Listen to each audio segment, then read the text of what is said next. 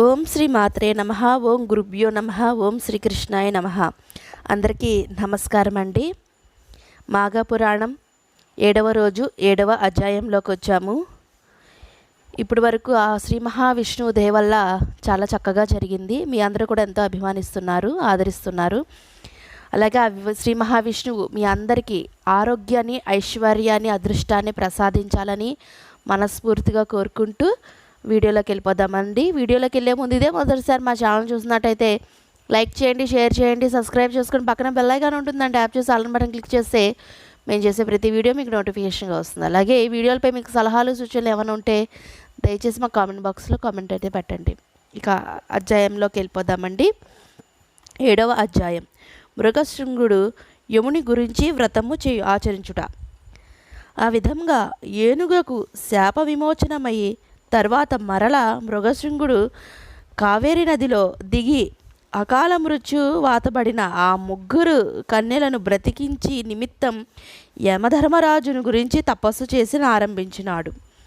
నిశ్చల మనసుతో తదేక దీక్షతో యముని గురించి ధ్యానించుండగా మృగశృంగుని కఠోర దీక్షకు యముడు సంతసించి ప్రత్యక్షమయ్యి మృగశృంగుని నీ కఠోర దీక్షకు పరోపకార పరాయణతకు నేనెంతో సంతోషించి తిని, నా గురించి ఇంత దీక్షతో ఎవరూ తపమాచరించినా ఉండలేదు. నీకేమి కావాలో కోరుకోమని నీ అభిష్టం నెరవేర్చదనని యముడు పలికాను. ఆ పలుకులు విని మృగశృంగుడు కన్నులు తెరచి చూడగా యముడు తన ఎదుట నిలబడి ఉండెను.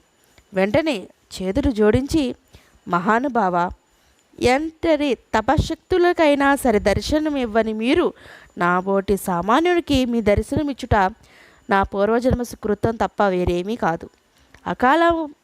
అకాల మరణం పాలుపడిన ఆ ముగ్గురు కన్యలను బ్రతికించి సంతృప్తిని చేయుము అని ప్రార్థించాను.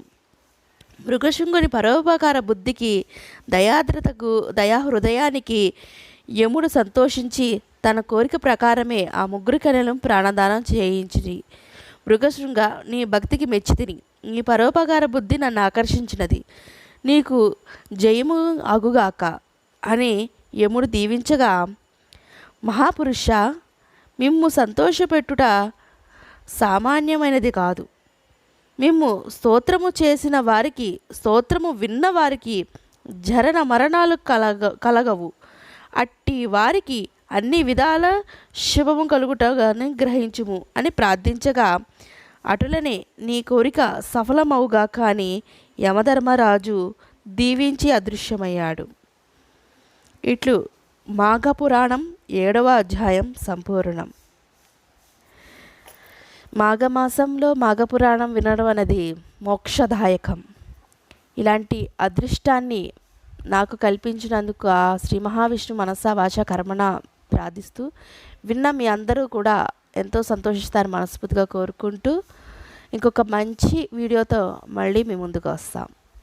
అంతవరకు సెలవు. సర్వేజన సుఖినో భవంతు.